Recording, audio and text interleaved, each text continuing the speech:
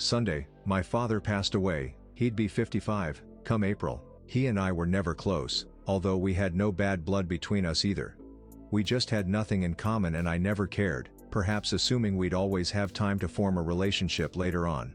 He wasn't unhealthy, so I never put much effort into going out and visiting him, and in fact, I hadn't, past tense is hard to get used to, seen him in 3 years. Possibly I'm feeling guilty for never showing interest in my father. Perhaps I just miss him and want to talk about him. But tonight, I want to tell you a story about my father, and maybe get some information on a thing he called the white man. Just to tell you now, we're not Native American and the white man didn't steal his land. My father was a very typical suburban dad, and frankly very boring. He had typical dad interests, like fishing and hunting and bowling. He wore Crocs and turtlenecks and drove a hatchback with a custom license plate.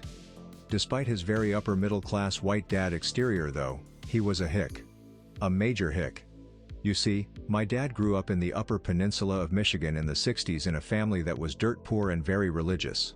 I never met most of my extended family on his side, aside from his brother, Philly, who becomes pretty important in this story, but from what I heard about them I gather they were deliverance on ice.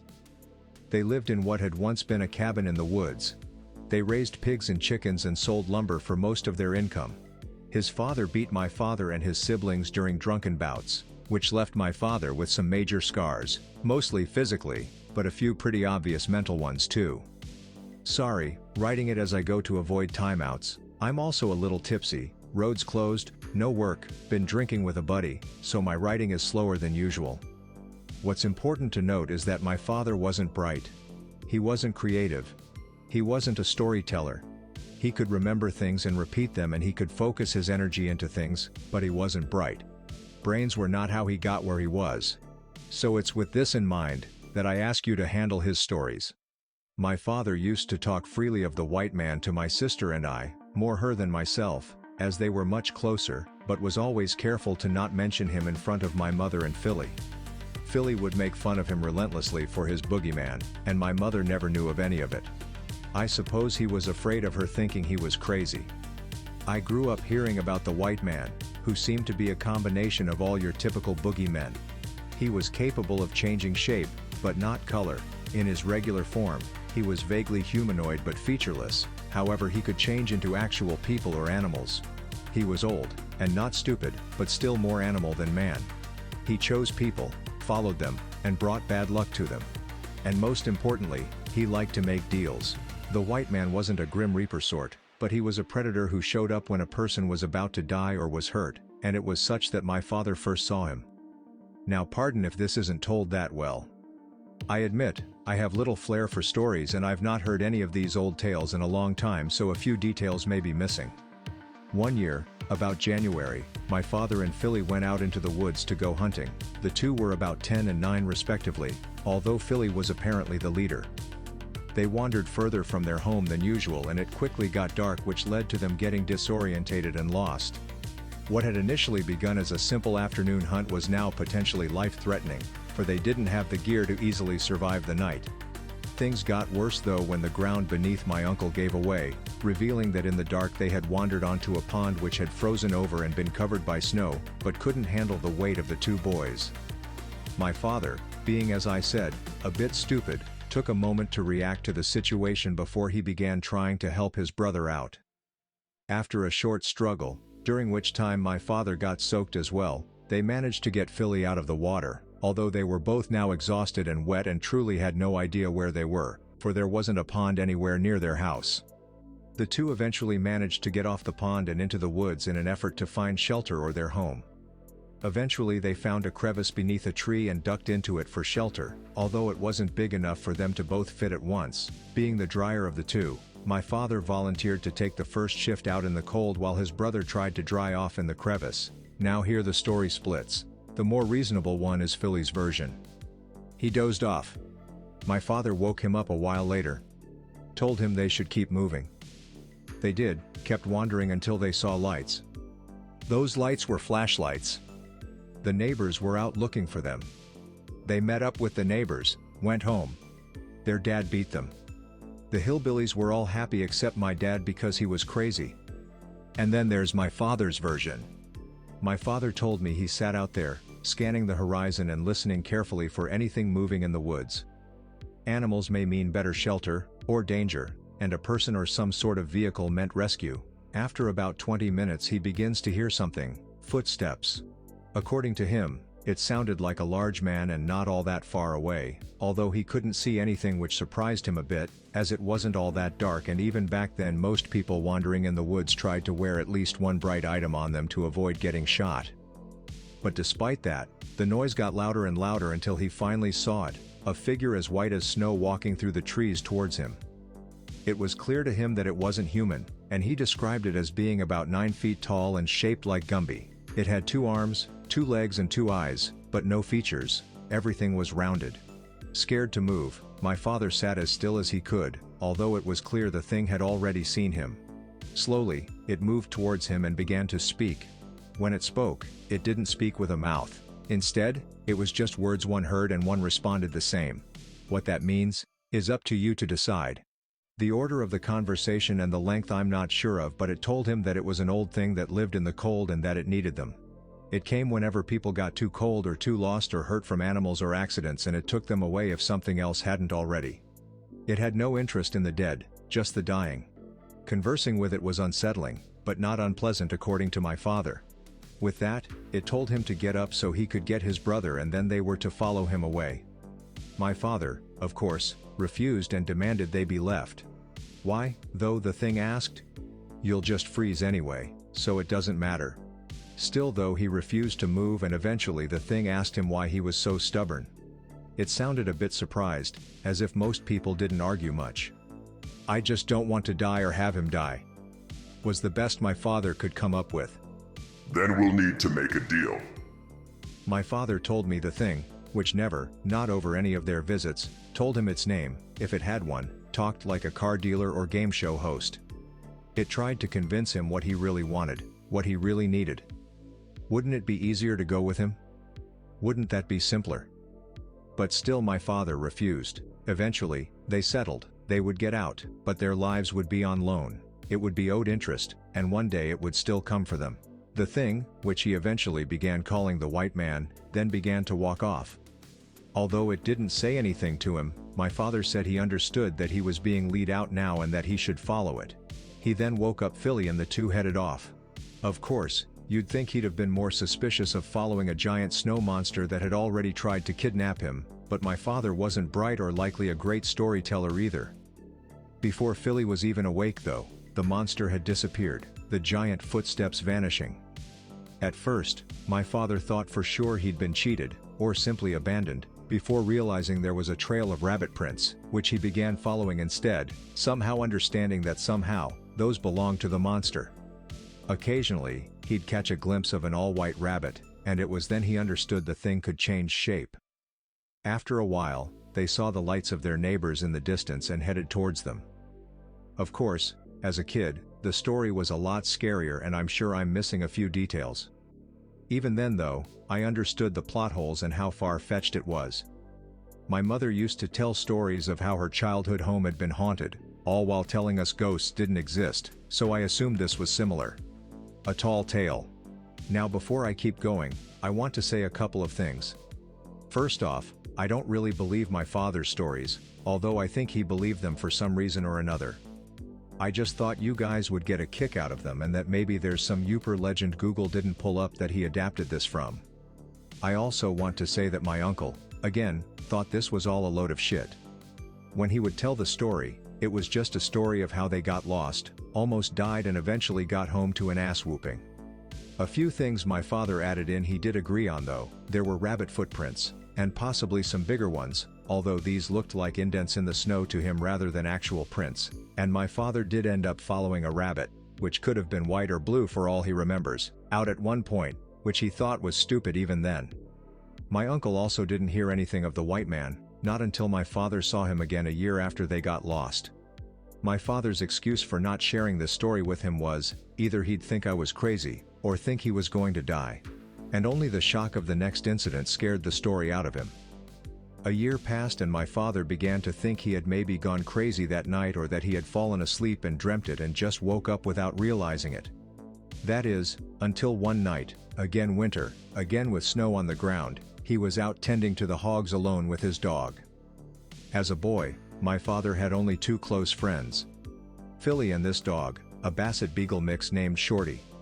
This was a fact he repeated time and again during many stories of his childhood, which always made me wonder how his sisters felt. Were they not close? Guess not, since I never met them. Anyway, they're in the pig barn, which was far enough away from their house that in the summer, implying there is one, the smell of shit and pigs didn't waft indoors. The barn was capable of being opened on both sides, and in the warmer months the back would be left open so that the hogs could enjoy the outdoors, while in the colder months it'd be closed up tight. So of course, my father was a little surprised to find the back of the barn open wide. This had happened once or twice before over the years, and usually meant he had to run back home and get his father and Philly so they could hunt down all the pigs, who even in cold weather would head out in an effort to find food or get into something. But tonight, that wasn't an issue, for all the hogs were huddled as far from the door as possible and very reluctant to go out, even on a clear night.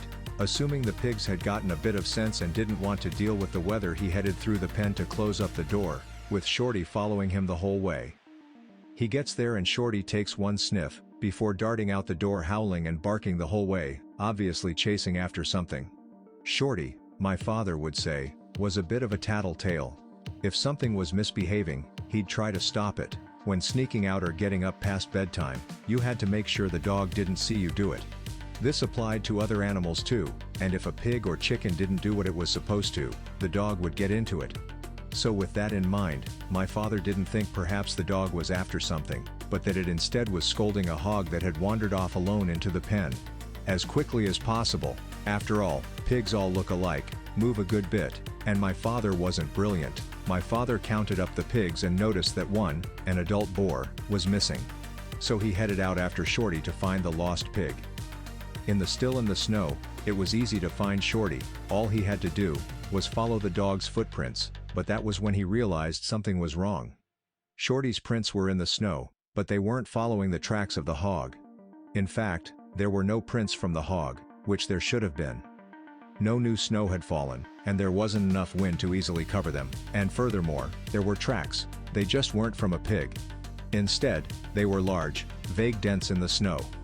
These, my father recognized. He had seen them before in the woods the year before, if only briefly. And here they were again, with Shorty on hot pursuit of the creature. Mustering up his courage, my father followed them as well. After all, he wanted his dog back, and scared or not, he needed to at least look for him and the hog, or his father would kill him. The pen was decent sized for a hog pen, but soon he hit the fence, which was made up of 5-foot-tall hog panels. Shorty was capable of climbing these. I'm assuming his build was more beagle than Basset, because the image of a Basset hound climbing a fence is hilarious to me, and he could see that the dog had already gone over the fence and into the woods.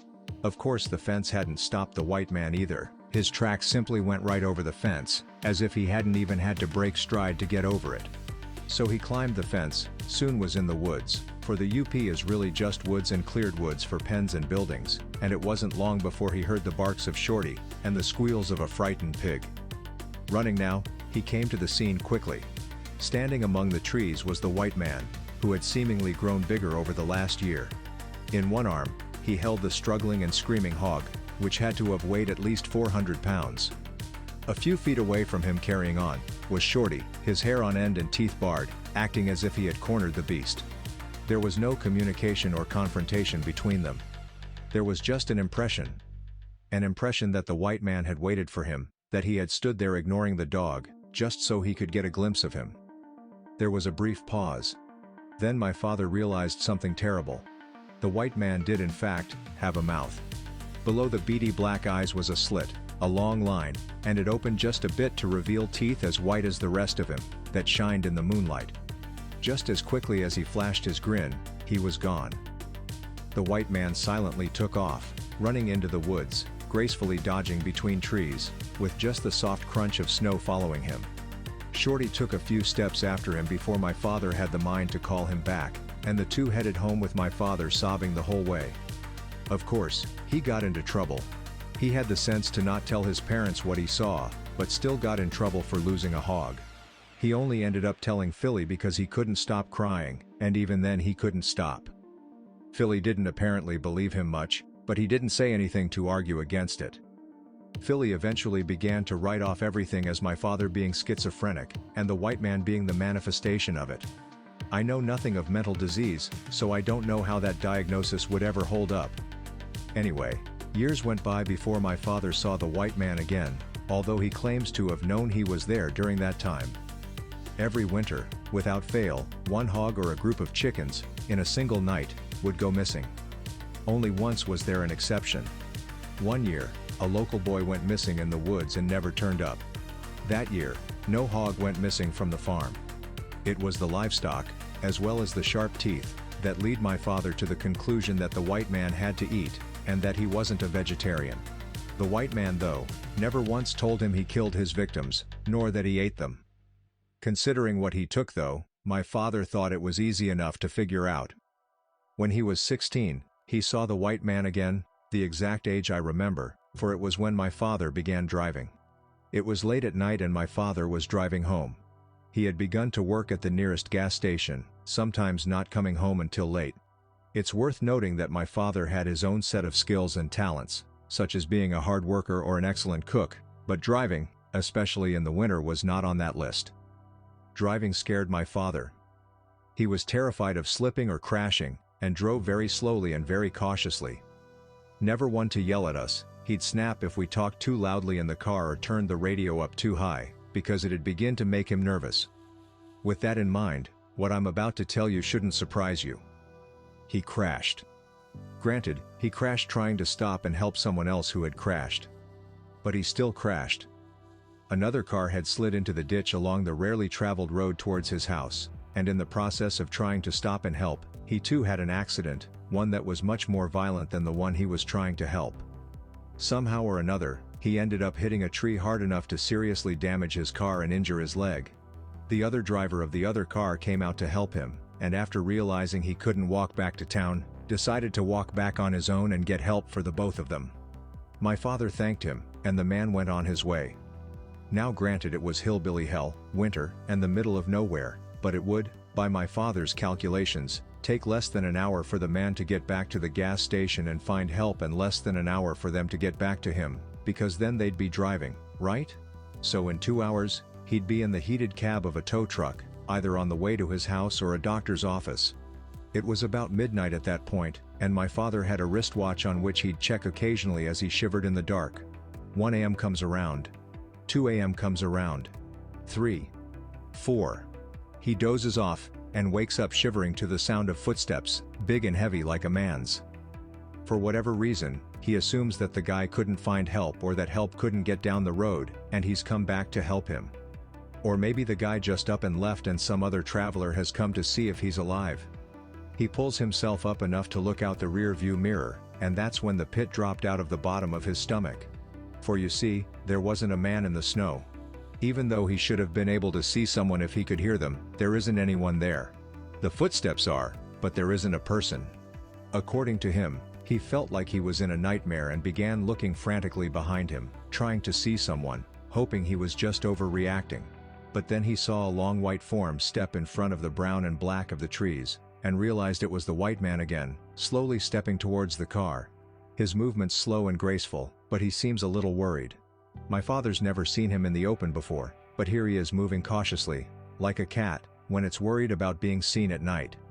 Eventually, the thing gets to the car and stops.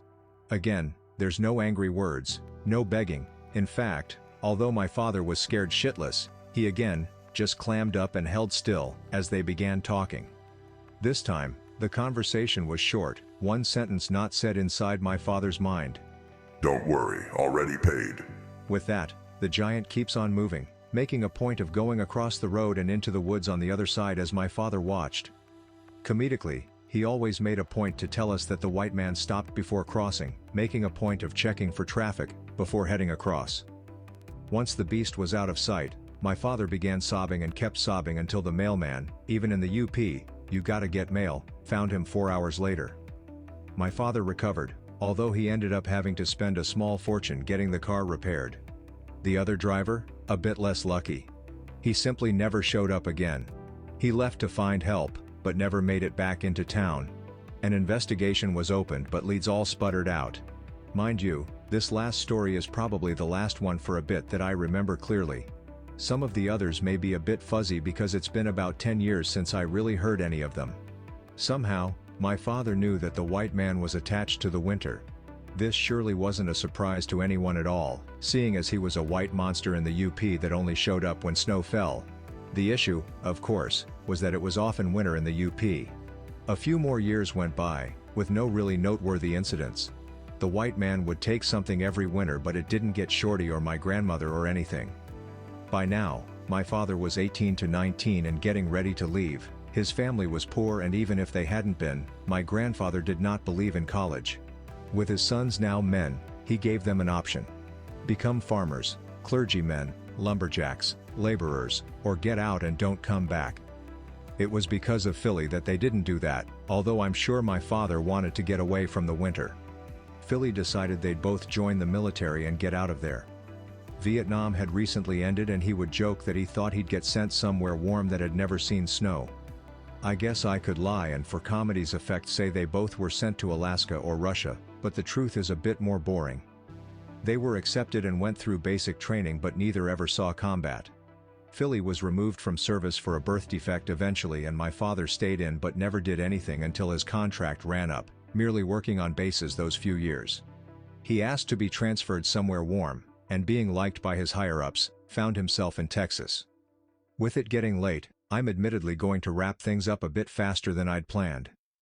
My father had tons of stories about weird things they'd find in the woods before he left the UP, and other odd incidents he tied vaguely to the white man, but it was some time before he saw him again. After all, if he was tied to winter, it'd be a while before there'd be a reunion in Texas. But towards the end of my father's military contract, a storm hit the area he was stationed in and brought with it snow. Being one of the few on the base who had any knowledge of how to handle the mess, he saw himself outside a lot during the storm. And it didn't take long before he realized the white man could travel. The storm lasted 2 days. On the second day, he woke early to de-ice paths and roads. In a desolate part of the base, he was surprised to see another soldier in the distance, and grew a bit concerned when he realized the man wasn't moving. Quickly, he approached him, only to realize something. Again, there were no footprints leading out to this man, who he now realized was devoid of color, a detailed white shape with 2 dark eyes. If he hadn't been so surprised, he'd have screamed. Instead, he claimed he probably looked as white as the white man, as the color left him. No interest. With that, the figure vanished. My father was found sometime later by a fellow soldier, staring into the distance across an open field. Exhaustion was his supposed excuse. 2 days later, he received a call from his older sister, informing him that his father had died. There wasn't much detail to go into. His father had simply fallen over in the field and died while feeding hogs, and that was that. No mess, no fuss. My father, understandably, didn't care much. If the white man did it, it wasn't much of a punishment, but he eventually came to decide the white man was, if nothing else, a bad omen. Admittedly, it's now 4 a.m. for me. I'm heading to bed, but if the thread's still up tomorrow and there's any interest, I'll wrap it up with the last 2-3 stories I have that are of any interest. I hope at least a few of you got somewhat of a kick out of it, which leads me to asking a question. Anyone have any idea what this thing was, if he wasn't just blowing smoke out his ass crazy? Any legends of anything like this? Needless to say, my father grew afraid of snow in the winter. When his contract ended a year or so after that, he returned to the UP for one summer to help his mother deal with the mess that was the home place. I need to pause here to describe my family on my father's side. You need to remember as well that I never met most of them, knowing them only through old family photos and family story, which don't all involve winter monsters. My father was 28 when he married, and 32 when he became a father. On the other hand, his parents had been together since his mother was 14, and his father 18. His parents were not old when all their children moved away, but they also were old in that way only hillbillies and hicks can be. Furthermore, his mother had never done anything by herself, and with her husband dead, had no one to turn to. Only my father was willing to return home and help her. When he got there, The place was a mess despite his father dying less than 6 months previously. It looked to him as if a monster had come and torn apart the whole place. The pig barn's roof was ripped away, trees had been knocked over, buildings had collapsed, and everything looked in disrepair. When he asked what had happened, he was less than happy with the answer. The year he and Philly left, an enormous storm had blown in off the lakes, bringing with it both snow and wind. That night, they'd woken to find the roof of the barn folded up like a sardine tin and the hogs gone or killed. Most notably, one pig's corpse had been left high in a tree, as if some giant had picked him up and put him there. Oddly, none of their neighbors had had such damage. The next year, now even poorer, the family had struggled more. Troubles multiplied after the chicken shed collapsed when a whole heap of something fell into it, apparently freeing the birds to nature. Another storm the following year took down trees which destroyed their sawmill and ended their lumber business. The year after, a car had been crushed under an enormous grandfather of a tree. So on, so forth. The only year supposedly that had been free of damage had been the winter just prior. His father had been feeding the few replacement hogs and fell over and died on the way home. Obviously, the news shook my father up. He couldn't tell his mother the white man did it, nor did he believe the white man had entirely. But some part of him just couldn't help but feel there was a connection, that a debt had gone unpaid and the collector had been unable to find him. Hastily, he helped his mother move and sell what few items of value remained. Before the winter returned, he made sure to be well back into Texas where they had a short, warm winter free of snow, during which time he met my mother. Perhaps ironically, a year later they got married in January.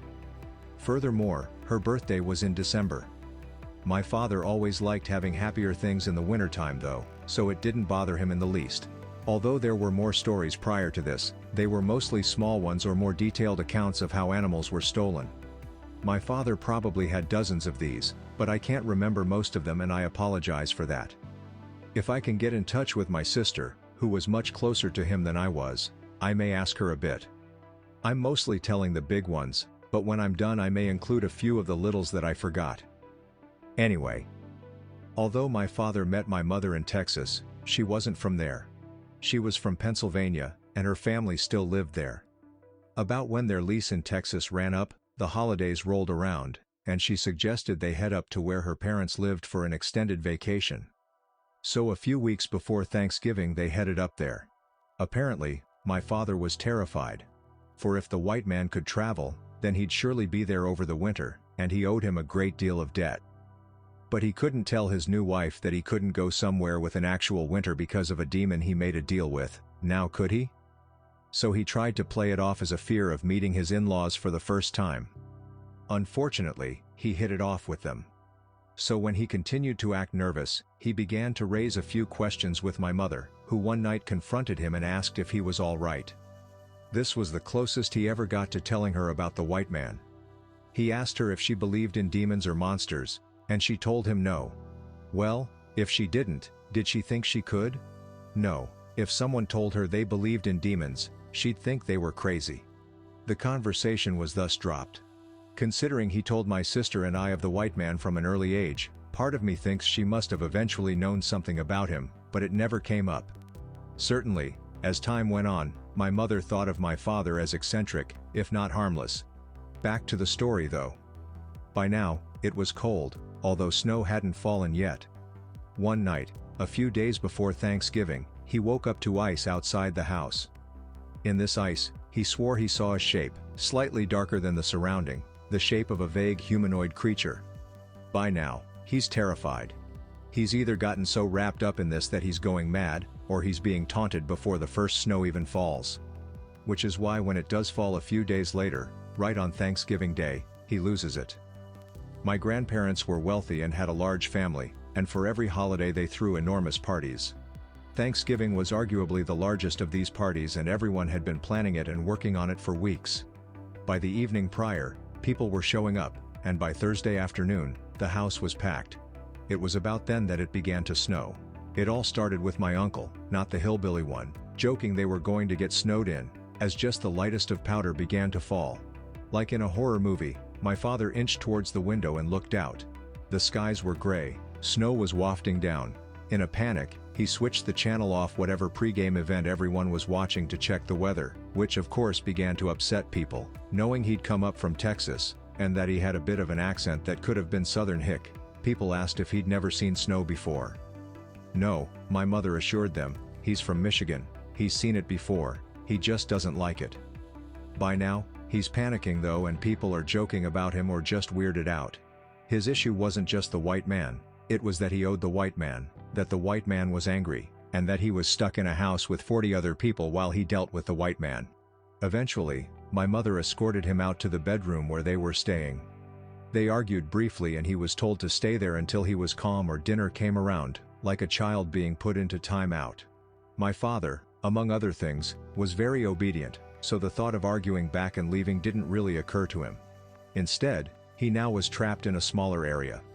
And unfortunately for him, the room overlooked the large backyard, which was fenced with just a short, iron fence and backed up directly to an empty lot and then the woods. As the snow accumulated and it grew darker, he grew more and more anxious. His time was divided between watching the yard and woods like a hawk, and trying to ignore said yard and woods. Finally, at about 7 p.m., he was taken downstairs to eat. But being locked up there had had the opposite effect. He was now more nervous and anxious than ever, and it showed. I could go into detail on the dinner, but really it's not relevant to the story. The long story short, it didn't go well and eventually he was sent back upstairs well before anyone else was done. By now, it was dark. Part of him expected the white man to pop up as soon as it was dark, but like a girl getting ready for a date, the white man made him wait. Hours ticked by, and he sat waiting in front of the window, with just the sounds of the party downstairs keeping him company. Slowly, he began to calm down a little. Maybe the white man wouldn't show up. Maybe all he could do was appear vaguely when he was this far from home. With a sigh of relief, my father decided to head to the bathroom. When he came back though, he saw just the briefest flash of white against the trees. His heart sank, his fear returned, but still he knew he had to go and take a look. Sure enough, lumbering out of the woods and through the field was the white man. He was smaller now than my father had ever seen him, but still larger than a man. It stopped at the fence and looked up towards him. It was clear to my father that the white man knew he was there and wanted something, but was unwilling to come closer. For a long moment, he stared at the creature. It was clear it was willing to wait until he came out, and something he said compelled him to just go and meet it and be over with it. It took him a while, but eventually he got his wits about him and decided to do just that. He would not follow it, he would scream if it touched him. Surely, with 40 people in the house, it'd drop him and run, or they'd come out and save him. People didn't vanish like that, and no one had ever written about a snow monster actually killing someone in their yard, so with that logic, he dressed and headed downstairs. By now, many of the party-goers were intoxicated or had headed to bed left, and apparently his escape to the backyard went unnoticed. You would think, with his logic being that they would save him if something went wrong, that he would have stayed inside, seeing as they were all too wasted to notice him leave, but still he went on. At this point, 6 inches had fallen and snow was still falling heavily. It was a bad storm, especially for this time of year, and it seemed to be feeding the creature before him, who had now grown a bit and was closer to his original size. Without words, it once more spoke to him. It told him that he had left and not been paying his debts. Had they not made a contract? Failure to go against that would result in that contract being null and void, and he'd have to go and gather up my father and Philly and take them away. Perhaps feeling cocky for once in his life, my father pointed out he could simply move to a warmer climate, perhaps Hawaii or Brazil, but the white man countered that. Philly would not move there, his other family members and friends would also not move, and eventually, it can snow anywhere. The contract could not be avoided, and even if that had been a solution, here he was now, in the snow. What stopped him from just taking him now? With that, the beast reached out towards my father. Although the white man moved quickly, far quicker than any man could have moved, time did not. It slowed, so that while he was aware that everything around him was happening very quickly, it also lingered on, giving him enough time to tell the white man to wait before he was ever touched. It was, he would assure my sister and I, the selfless idea that he had to keep Philly safe that motivated him to do what he did next. It wasn't him saving his skin, it was him saving his brother's skin. This did not, he told us, free him of sin, it simply made an excuse for it, for what he ended up doing. The white man waited, recoiling from my father. His mouth opened slightly, as if he were almost smiling. He knew what sort of idea my father had. "What if I made you another deal?" my father asked. It would need to be impressive, Was the answer. My father thought about it for a moment, but could come up with nothing. This was not an effort to be difficult, but he simply couldn't think of something that'd interest the white man that he could sacrifice. Understanding this, the white man suggested something for him. Will you personally give me interest? Will you let me take what you owe? To this my father agreed. He would allow that. He would let the white man take something that covered his almost 10 years of debt. He assumed this meant himself, that the white man would take just him, and perhaps give the debt to his brother to continue paying off. Instead though, the monster simply opened its mouth a bit wider. Deal done. Nothing more was said. The beast simply turned around and headed back into the woods, the soft dents in the snow it left behind quickly being filled by new snow. A little confused and more than a little worried, my father headed back inside as he grew more and more uncomfortable. Some part of him was sure he had made a horrible mistake. That mistake did not come to light until a few weeks later, when my mother grew very ill. Eventually, she was rushed to the hospital, where they found she had miscarried but not passed the entire fetus, resulting in a major infection. She nearly died and was believed to be infertile until she had me a few years later. My father, of course, always blamed himself for it, although he never told her. He simply apologized over and over for it. He was convinced though that all of it had been due to his contract with the white man, and that the loss of his unborn child was the payment he owed. The incident, ironically, convinced my mother to stay close to her parents. In case some other medical issue happened, she wanted to be near them and the doctors she grew up with. My father reluctantly agreed. "I may as well have moved back home or to Alaska," was his opinion on it. The next year, my one uncle, mother's side, she had two brothers, drove off a bridge during a particularly bad snowstorm.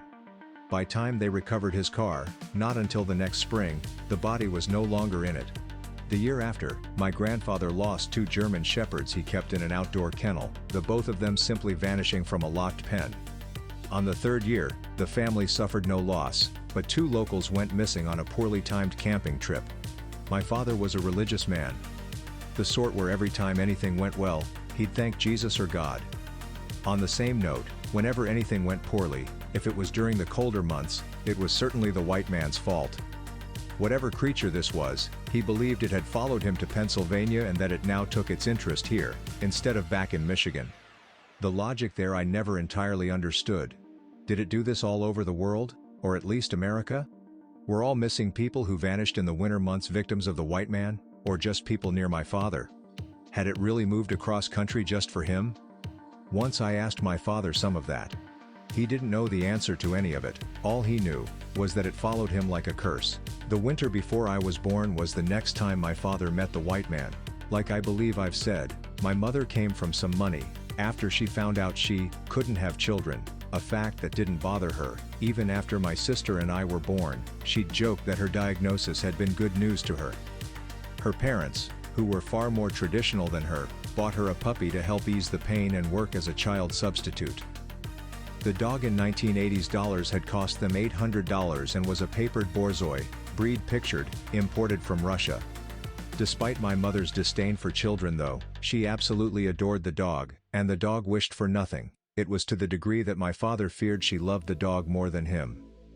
When winter rolled around that fourth year, my father grew nervous as usual. Every year something had been taken, even if it hadn't been from him personally, and every year he worried that the white man would take his wife or some close friend. Halfway through December came a storm that left them with 2 feet of snow, and it was then that my father was sure the white man would appear. The dog that my mother had was a very regal fellow. He was also white, very fast and prone to running off after anything that moved. All these are facts you need to understand. Being such a regal noble dog, he was quite beyond peeing in the house and never had accidents. In fact, he'd rather make himself sick than do anything of that sort. While this had made him very easy to housebreak, it had also made him a challenge during the winter months, for it meant he needed to go out even in the worst of weather. During the middle of the storm, the dog begins to whine. Although my father was usually quite the gentleman and doted on my mother, often more than she wanted, He would not walk the dog in the snow under any circumstances. It was cowardice, he believed, but he simply couldn't bring himself to be alone out there in the cold. Of course he didn't want his wife out there alone either, and had thus fenced in a large yard. So out goes the dog, who cannot be without a leash or a fence.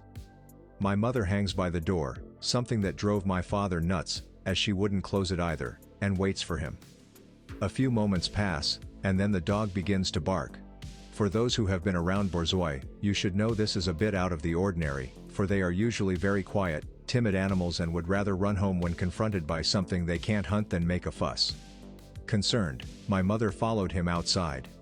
What happened next is how my father described what my mother saw, so it's not even a direct retelling from him. The snow had piled high, and although 2 feet was what they had gotten over the course of the storm, they'd gotten more prior to that. Some of this snow had been shoveled against the fence to clear a walkway, and with the added few feet on top of that, it had made a ramp. Along the fence line, something big moved away, quickly enough that all my mother saw was a streak of white against the snow. It was this that her dog had been barking at from atop this ramp, and when it fled, the dog went after it. Of course my father claimed the thing she saw was the white man, although my mother simply thought it was a cat or some other animal that had been in the wrong place at the wrong time. Regardless, the dog was gone. In runs my mother, screaming that her dog is gone and they have to go after it. It's chased something, and if they don't find it soon, it'll freeze to death. He refuses to go after it. He makes every excuse he can. Honey, he'll be back. Sweetheart, it's not worth risking our lives. Look, Pumpkin, we'll leave the door open so he can come back in. My mother's having none of it though. If he doesn't go with her, she'll go without him and then have a talking to him when she gets back, if she gets back, since it's so dangerous according to him. Guilting always worked on my father, so with a sigh he got dressed and headed out with her holding the dog's leash and a squeaky toy, and him holding a loaded shotgun, just in case. So off they wander after the dog's rapidly fading footprints, my father's stomach doing cartwheels as he realizes there's another set of tracks. A set of vague indents, that only look like footprints to those who know. He realizes he's going into the lion's den after this stupid dog, and nothing less than picking up his wife and running back home is going to prevent it, so still he trudges on after her, feeling more and more like a scared child, especially after the trail takes them into the woods. My father did not like the north due to the weather and wasn't crazy about the woods despite enjoying hunting. My father especially did not like Pennsylvania's woods. They're not like most woods, he would say. They're empty. They're quiet. As they get deeper and deeper in the woods, the trail begins to pick up. The footprints are less filled in, the gait dropping from a run to a walk. My mother's calling for the dog, squeaking the toy occasionally, and trying to convince my father the dog will be just around the bend. This continues for a while, until they're deeper in the woods than they thought possible. It was just like being a little boy again, my father told me, unfamiliar woods, going on seemingly forever. Eventually, he almost convinces her to turn around. But that's when they hear a low whine, like a dog that's been hurt. She spins around and catches, just briefly, a glimpse of snow-white fur in her flashlight. Off my mother takes after the dog, calling and squeaking her toy, with my father frozen in spot behind her, not yet pursuing. That's because he's looking down at the tracks. There's my mother's, his wife's footprints, and there's the prints of a dog. But there's no vague indents. The prints that had until now been consistent are gone. He calls back to her, nothing. He can hear her, but she's not going to listen to him, and that means he has to run after her. Every step of the way, she's just enough ahead of him that he can see her, but not call to her, and the path they're taking is taking them further and further from home. Back then, where they lived, the suburbs had only just hit the area. There was their subdivision and their backyard. Beyond that was another backyard and then a street, and across from that there were construction sites and fields, before you eventually hit hundreds of acres of practically untouched woods. If you went far enough you would get to more fields and old farms, but there was nothing but relative wilderness for miles and no other big neighborhoods. It was a very real possibility you could get lost and not be found right away. It was a very good place to lure some poor cursed fool away. What happened next would be best described how my mother told it to my father. Every so often, she'd catch a glimpse of her dog, just the snow-white outline of him, or the fluff of his tail. Whenever she'd give up hope, there'd be the dog. Eventually though, One last time, she lost sight of him. It was then that she heard a snapping sound, followed by the yelping of a dog that sounded far too familiar. The sound was carried by the wind, she said, and sounded high and distant, which made it impossible to find where the animal went. Then, there was nothing. The trail ended, there were no more prints. The dog didn't appear no matter how much she called for it. Eventually my father caught up. He claimed the trail did continue, she simply didn't understand what she was seeing, and hopefully never would. For in front of the dog's prints, where they ended, were those indents again. After a few minutes of the two checking around, they found the dog's collar, snapped and hanging on a branch just high enough to seem off to my father. Of course, my mother believed the dog got caught, broke the collar and simply never was seen again, but my father took it as a sign. The debt had been paid for another year. Without the adrenaline of the chase, my parents came to realize how tired they were and how far from home as well. By now my mother's sobbing, "It's too late and dark to keep chasing the dog, and even she understands that, and she's unlikely to get it back with how fast and far it can travel, assuming it wasn't spirited away by a demon, of course." My father's crying too, because he knows they're probably lost and probably being watched. The next hour or two they spent wandering back home, getting more lost at times, before spotting familiar landmarks and eventually making it back. Those few hours, my father said, were some of the scariest of his life. He felt like an animal being stalked, like one wrong move would mean his contract had come up. For while he'd paid it off for now, he didn't entirely trust the white man's word. He had little doubt that if they got too lost, well, that's just too bad, isn't it? Still though, they made it home. My mother, now emotionally and physically exhausted, begged him to do her one last favor. While she went and undressed and got ready for a long night, could he please go around back and make sure the dog hadn't somehow beat them home, that he wasn't whining along the back gate, asking to be let in. Reluctantly, he agreed. Along the back of the fence, he saw him, a gigantic white form blocking out the natural light of the moon. He was waiting to make another contract, his white teeth sparkling in that almost smile. Without words they spoke once more. "Would you like to be free of your debt?" "Well, of course," was my father's answer, even as he got a bad feeling about what the white man may propose. The white man spoke of a rare opportunity. The next year, he assured, could be the last year. No more debt. All he had to do was agree to one last deal, where the white man would get to take twice in 1 year. Something though about how he spoke frightened my father, and after the last deal they had made, he wasn't sure he wanted to agree. He thought about it for a moment and refused. It was then he saw the white man frown, as he described it. It was not like how a human would, but rather, it was if the slit mouth inversed on itself, sucking itself in some sort of alien expression of displeasure. "Well, that's unfortunate," the white man remarked, before simply slipping back into the snow. My father headed back in. The dog never showed back up. That spring her parents bought her another dog, another Borzoi, although this one was black instead of white. This dog I grew up with. He, fortunately, was not as regal or noble as the dog before him and had no issue pissing inside if the weather got too bad. Now before I get to the next part, which I guess is the second to last big part, if I'm remembering everything clearly, I'm going to get myself some food, as I've not eaten all day. So I'm going to take this chance to make something clear. My father spoke with this thing multiple times, but it never used its voice. It had a voice, he told me, but it wasn't one you heard and you didn't speak to it with your voice. It all happened without actual, audible words, and things were more gestures than actual sentences. You understood one another, things were translated into rough sentences, but exact wording wasn't there. With that in mind, the white man didn't necessarily say exactly, "Well, that's unfortunate." My father often could translate these sentences better, into things that sounded less corny, but I've honestly not cared much to make it sound great, since the white man was telepathic or something of that sort, and probably wasn't speaking the king's English anyway. As the due date approached, my father grew more and more nervous, although nothing thus far had indicated any issues with the pregnancy. Still, he was just certain something would happen. Partway through January, sure enough, it did. Another storm hit, which caused a few power outages. In the middle of the night, with the power flicking on and off and the storm raging, my mother went into labor. Her due date was a month away, but she was quite certain this wasn't false labor and demanded, despite the conditions, to be taken to the hospital. My father, despite his fear of the winter, snow, driving in the winter while it snowed, agreed without hesitation. He was prepared for something bad to happen after all, and so he steeled himself and headed out to warm up the car. Unfortunately, if the white man truly existed, he had also steeled himself, and was quite ready for a battle. As my father left the house, he noticed two things.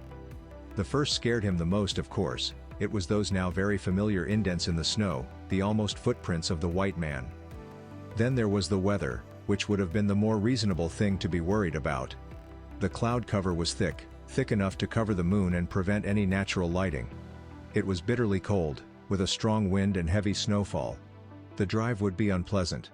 The more sensible person would have called an ambulance, especially if they didn't like driving in the winter. But my father felt that for some reason, it'd be safer driving her there himself. That if he was in control, the white man would be less likely to pull something. And so once the car was warm, he escorted my mother to it and began the drive to the hospital. Remember, of course, that this was over 20 years ago.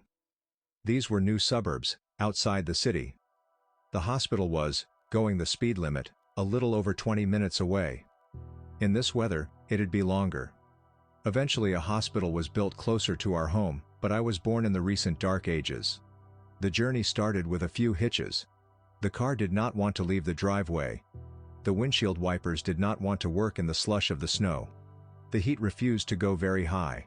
Before even leaving the neighborhood, the small hatchback that became part of my father's persona over the years slid twice on the poorly maintained roads of our suburbs. But once they got onto open, main roads which were better salted and scraped, everything seemed to be turning up in their favor. Traffic was non-existent, the winds died down slightly, slips were avoided. My father relaxed, as much as someone in a snowstorm with a woman in labor can, and that, he said, was the biggest mistake.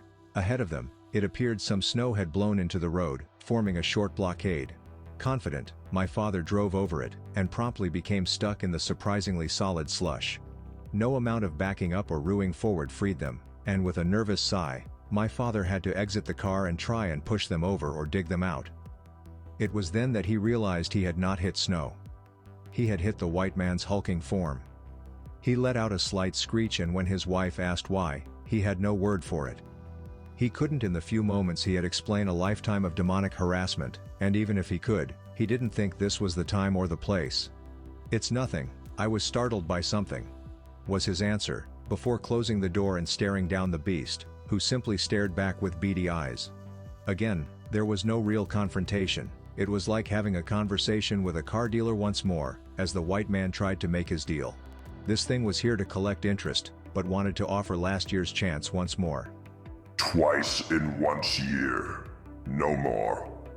Again, remember, my father was not a bright man, and it took him a moment to understand what the white man meant. Once the image clicked into his mind, the white man echoed it, as if to confirm. 2 boys for 2 boys. If he offered his own unborn sons, the white man would finally consider his and Philly's debt paid. It was that simple, but my father continued to refuse. He would not offer his sons up as a substitute, and that was final. There was one last push for it before the white man gave up. There was no confrontation, although my father always used to add, "I would have fought him if I had to." Fortunately though, he didn't have to. The white man simply slid away from under the car and into the white of the snow without anyone ever noticing. You must be asking, of course, what my mother thought happened. My mother simply thought that snow had gotten the car stuck and that my father got the car free somehow. If there was a giant monster, she never saw it. He got back in the car, drove her to the hospital, and she had 2 healthy boys, of which I was the slightly older, despite us being 3 to 4 weeks early. We were a bit small, but not sickly. I'm sure you thought this would have a more dramatic conclusion, but it didn't. There wasn't one. But if you've been paying attention, you probably noticed something as well. I've mentioned a younger sister, but never a brother. To be honest, if the thing did exist and my father wasn't crazy, I'd imagine the thing just was fucking with him at a certain point. Before anyone asks, my slightly younger twin brother didn't somehow become my sister either. Everything went relatively well, although my brother and I remained in the hospital a few days longer than usual to monitor for any health problems. The next month, things continued to go well, although my father acted more nervous than usual during the winter months.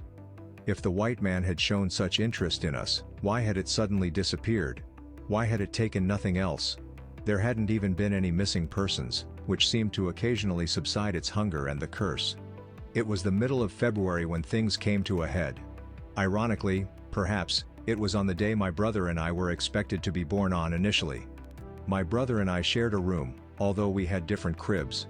My mother was not a champion caregiver, and my father most frequently cared for us. So when I began crying loudly in the middle of the night, it was him who came to see what I wanted, and it was him who discovered the window beside my brother's crib open. No, he wasn't missing.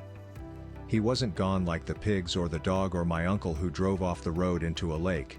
They didn't put out missing posters like they did for the poor man who tried to help a 16-year-old version of my father after he drove off the road. Instead, he was simply dead.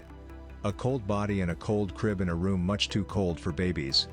The official cause of death was SIDS, although I'm sure it'd have been something else had my parents not closed the window before the paramedics arrived. My father's logic with the white man was often faulty. Why did the white man sometimes leave bodies, my brothers, grandfathers, and other times not? Not to mention, there's the logic holes some of you have pointed out. Why didn't he just go back on his deal? Why didn't he take 2 boys and everyone else? Who knows really? My father never had an answer for it either, but it was clear to him that since no one else died, it was that year's interest. Now I want to say one more thing, before I move on to the next part here. My mother was not a good mother, at least not until I got somewhat older. She loved me, I'm sure, and she was certainly my favorite parent. We simply had closer interests and better conversations, but she was not a good mother when I was an infant. She hated babies, she wasn't crazy about children, and she would have not had kids if it had been her choice alone. She suffered badly from postpartum depression, which didn't clear up entirely until my sister was about 3. With that in mind, I want to note that she was the last one to care for my brother and I before going to sleep.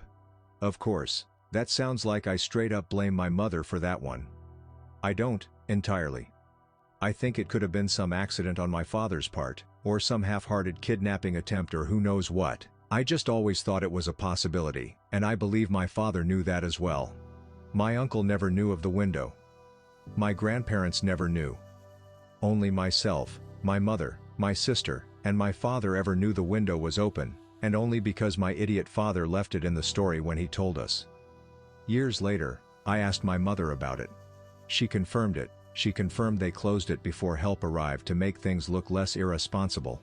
She asked me to never tell anyone. Despite that major detail being left out of the official account of things, other people had their suspicions too. It's important I tell you that, because the white man was never my excuse for any of these things like it was my father's. It was just a spooky story he'd tell, that I thought other people would enjoy. My grandparents never believed the SIDS story entirely. My father never went to bed without making sure all the windows were locked and we were safe in our beds, not until my sister and I were well past the age that an open window would kill us. After that it was the death of my grandmother, father's side, that my father blamed on the white man. My grandmother, never quite capable of taking care of herself, had wandered off into the woods near her trailer. Yep, that's where she ended up, and wasn't found for 3 days. The official story was that her wood-burning stove, yep, in a trailer, had run out of wood and she'd gone in to find more and gotten lost. To be honest, considering how my father got as he grew older and suffered a few last shocks, she may have simply been senile or incapable of handling a life without her husband of nearly 30 years. The only time I met my grandmother was at her funeral, when I was barely a year old. There's a picture of us together, taken by my Uncle Philly, with me sitting in the coffin next to her. I came from real class on that side, you know.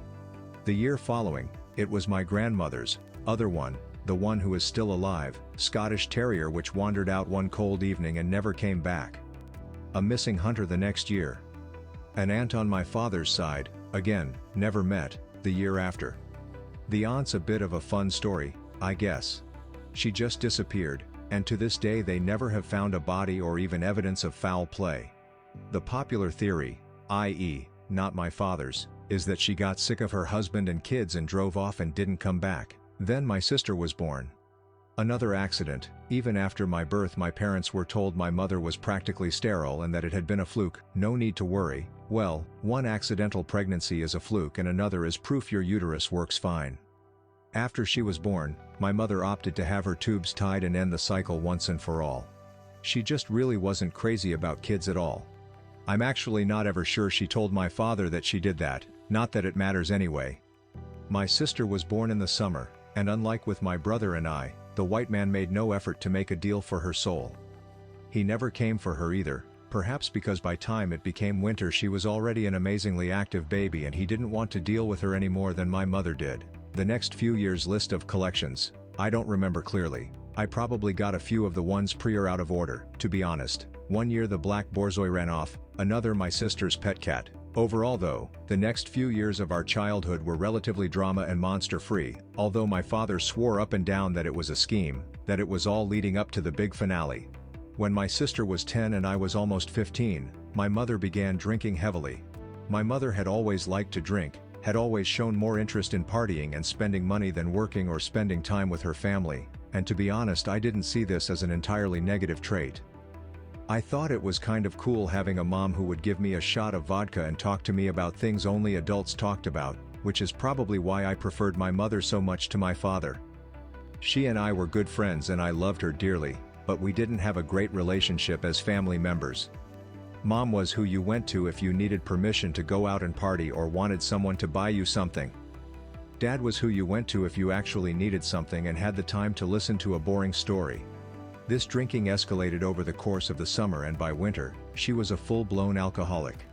I know none of this is really relevant to the story, or at least not spooky, but it's important to know because it's about the line between my father's imagination, and probable delusion, and reality. My parents' relationship was failing, at least on her end. Her mental stability was failing too, but for a lot of different relationships. And no one saw it.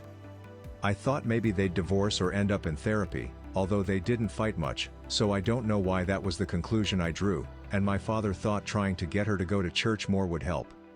But no one did much, and so it didn't surprise us when one morning she didn't come home. When she didn't show up from her drinking one cold January morning, the police were called and an investigation begun. It didn't take long for them to reach a probable conclusion. Remember how many years ago, an uncle had driven off a road and into a river? That road was between our house and my grandparents' house, and had once been used frequently. Now it was more of a side road, used less frequently, especially in poor weather. An investigation showed someone had driven off the road once more, but with bad weather rolling in again, they'd be unable to pursue much of an investigation for a bit. Eventually, though, they found my mother's car at the bottom of the river, where her brothers had ended up close to 20 years before. Again, there was no body, just a car, but fish and the current can carry away a lot in just a few months.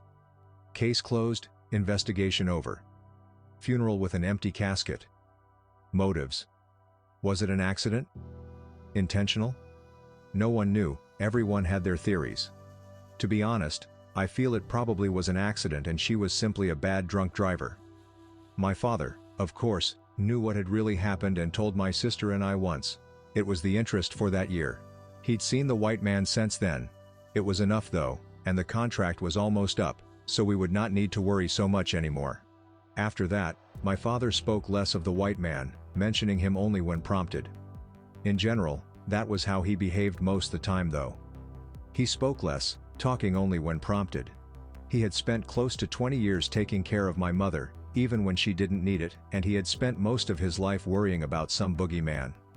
Now his children were almost adults, he was mostly alone, and he was less and less needed.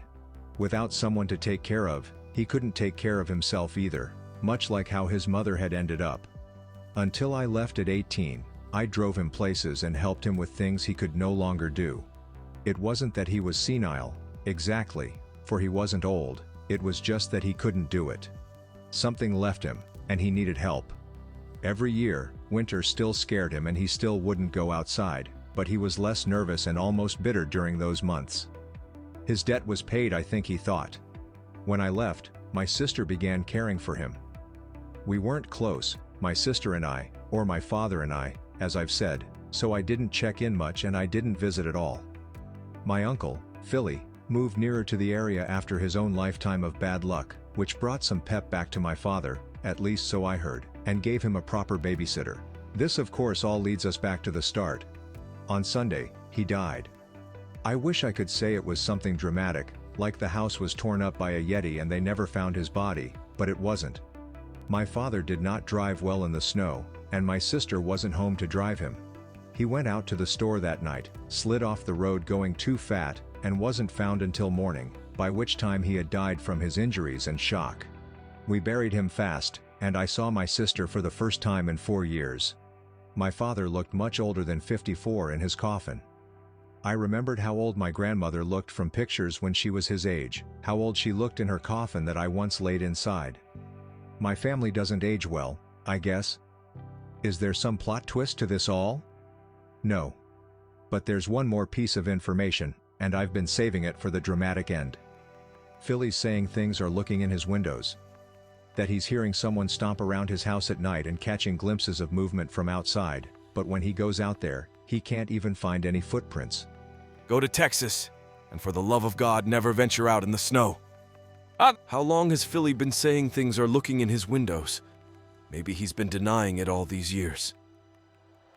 Apparently since a few days before my father's death, although I didn't ask for details nor did I imply it was the white man. Seeing as Philly never appreciated the stories when my dad was telling them, I didn't want to upset him. After this semester is up, I was considering moving someplace warmer anyway, so I may do it. Not because of spoopy ghosts, but because I don't like shoveling my drive or falling on my ass because of ice. Here's one last story. Chronologically, it goes between my birth and my mother's death, although that should be pretty obvious. It wasn't included previously because, well, it didn't happen to me and I never got the details. But I've since talked to my sister, awkward process, I'll have you know, and here it is. Now, everyone knows parents are not supposed to pick favorites, but generally, they do. I was clearly my mother's favorite, which looking back was kind of mean of her. I got more expensive presents, I got away with more, she talked to me more, she always took my side. My father, on the other hand, didn't seem to pick favorites, but he spent more time with my sister I believe, because my mother obviously liked her the least out of the two of us. Over time, if nothing else, it became clear which of us preferred which parent. I liked our mother more, and my sister adored our father. Every moment they could spend together, they did, and that probably sounds creepy when you're so used to hearing about creepy fucked up relationships, but it really wasn't. It was a very nice, normal storybook relationship. My sister had few friends growing up. If there was one thing we both got from our mother, it's a stick-up-the-ass gene, because I wasn't popular either, and it was for the same reason. We were pretentious, smart-ass shits. We thought we were better than other kids. This is where my sister was lucky, for my father most certainly wasn't a kid, but he wasn't quite an adult either. He could enjoy the same shows, books and topics she did, while having the capabilities of behaving like an adult and not doing stupid shit that pissed her off with other kids. The two, in short, were best friends. This had obvious benefits for her, because she never could get in trouble with him and had a parent she could tell anything to.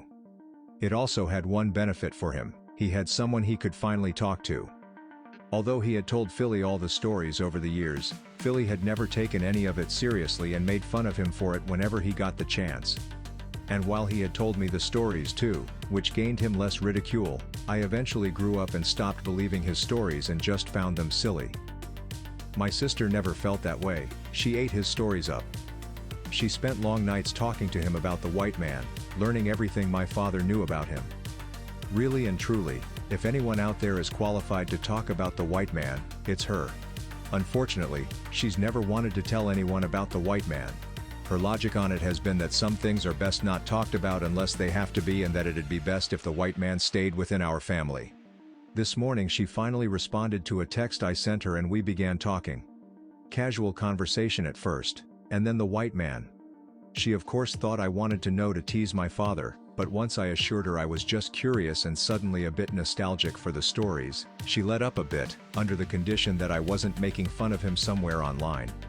Well, I'm not making fun of him, so I didn't exactly lie to her. Before I go on, I'll mention that I did ask, jokingly, if there was a reason we didn't talk about the white man, Would he appear if you thought about him? Would it make him stronger, or spread some curse? No, she responded, it's just why would you want to talk about and share something evil like that? So before anyone asks, I've not cursed you. It's not some, hello Molly shit where the white man is now inside your head. Anyway, when my sister was about 6 or so, she had a cat named Boo. It was a big angry caramel-colored tomcat and mostly contained inside. He only got out when my mother would try and get him castrated occasionally, then, like a sixth sense, he'd find a way out and be gone for a few days until the appointment was well past and she'd have to reschedule. No matter what my mother did, she could never get Boo to the vet. If she put him in a dog crate for a few days before the appointment, he'd either get out the day before she was to put him in the cage, or he'd get out when she opened the door, biting and scratching if he had to. Other times, she'd lock him in the guest bedroom's bathroom, and then lock the guest bedroom, too, giving her 2 doors to prevent any escape. Even then, he'd find a way out, somehow slipping his fat self out the window which he could open just a few inches. Once he was outside, he was usually gone, like I said. Sometimes, he'd linger around the house in places where no one could reach him.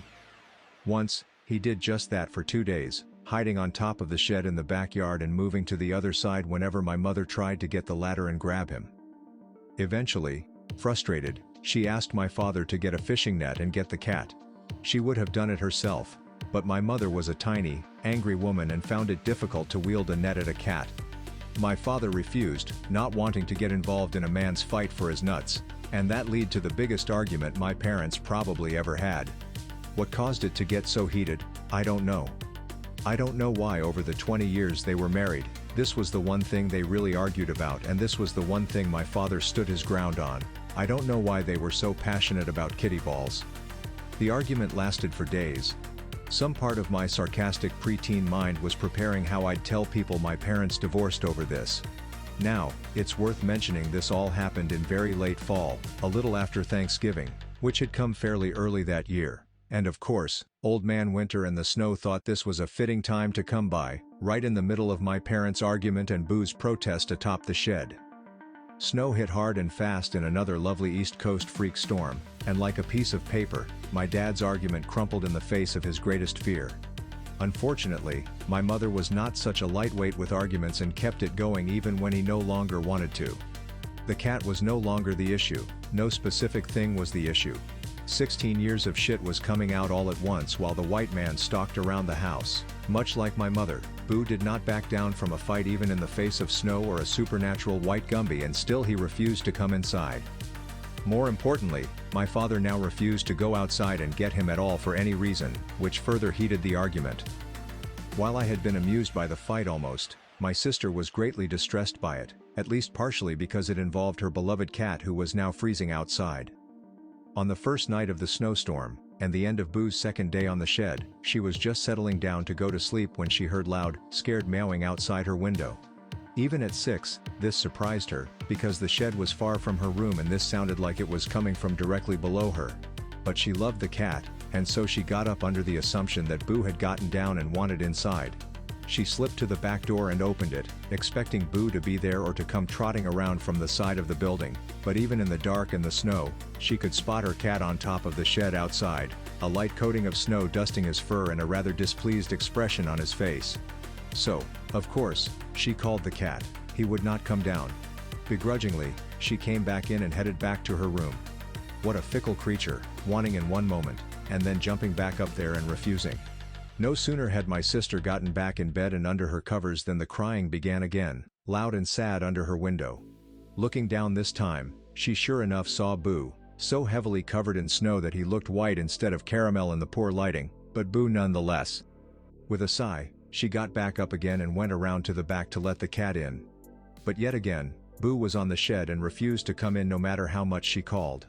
So back to bed she went again, only to once more have Boo under her window whining. This time, fed up with his shit, she opened her window and called out to him, telling him to go around to the door. Surprisingly, with an expression that seemed a little too smart for a cat too stupid to get off a shed and come inside, the cat turned and headed around towards the front door. Not quite the one my sister had in mind, but it was a door at least, so she headed down one last time to let the cat inside. Little kids all seem to have one flaw they can't overcome until they're older. Some kids can't pour a drink without making a mess, some can't zip their coats, some can't fasten their seatbelts. For my little sister, hers was putting on her shoes. She couldn't do it until she was almost 7, which was a few months after this story. With that in mind, my sister headed to the front door and found Boo, covered so thickly in snow he looked solid white, sitting just beyond our porch in the snow. No amount of coaxing or calling would get him to actually come inside, and finally she decided to just head out into the snow and grab him and bring him back inside. Once she was within an arm's reach, just close enough to reach out and try and grab him, he began to back away. No hissing or running, just taking a step back for everyone he took towards her, making a path back around the house. Despite being fairly bright, my sister saw nothing wrong with this cat's game and likely would have been up to play it much longer than she did, except for her feet began hurting due to being unprotected from the cold. So she made one last attempt to grab him, getting just a handful of cold fur, before turning back around and heading inside to try and put her shoes on. Boo had always been a little odd even for a cat, and she was certain trying to grab him like that would send him scurrying away, but instead he headed back just one more step, and when she turned around he followed her back to the house, making sure to be just a little further from her the whole way. Even then, at that age, that made her a little uncomfortable. By time she came back in, our mother had woken up from all the doors opening and closing. Our mother was less than happy to learn she'd been out, barefoot, chasing the cat, and refused to let her go back out again. Instead she left her, insisting she not move from that very spot, and went to wake my father so he could finally get the damn thing in. With Boo following my sister, you would imagine my mother had spotted him outside, but she didn't, for the cat only returned around to the front of the house once she'd left again. It was then that he resumed his miserable yowling, begging to be let in but refusing to come up the deck. Momentarily, my sister considered going against our mother's wishes and heading out once more to try and get him, for he sounded just so miserable. But some part of her was reluctant. After all, Dad would be up soon and surely he could take care of it. A few moments later our father came around and asked where he was so he could go grab the cat. My sister pointed outside, only to find that the cat was gone again. Despite it, my dad headed outside to see if he was anywhere to be found in the front or side yard, but he simply wasn't. The footprints went under our deck but didn't come back out, and there wasn't a cat under our deck. My father eventually checked the backyard, only to find that Boo was up there on the shed again, miserable but silent. Expecting him to maybe be more willing to come in, our father went out to try and grab the cat, but that's when something stopped him, something he didn't tell my sister for a few days. There were no cat footprints in the snow back there, no evidence he'd ever left the shed's roof. Furthermore, there weren't even any footprints on the shed, which meant to my father that the cat hadn't moved in some time, much less gotten up and down a few times. Nothing indicated Boo had moved at all. He came back inside, and my sister remarked he looked visibly shaken. He wouldn't say what happened, not then, but he crouched down to look my sister eye to eye and spoke slowly, practically talking down to her, something he never did. He wanted to make sure she listened to him this time. He told her to not go back outside, no matter how much Boo whined. To not try and follow him, to not even open the door for him.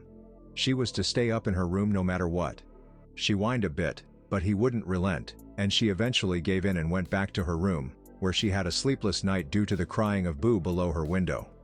My father also had a sleepless night.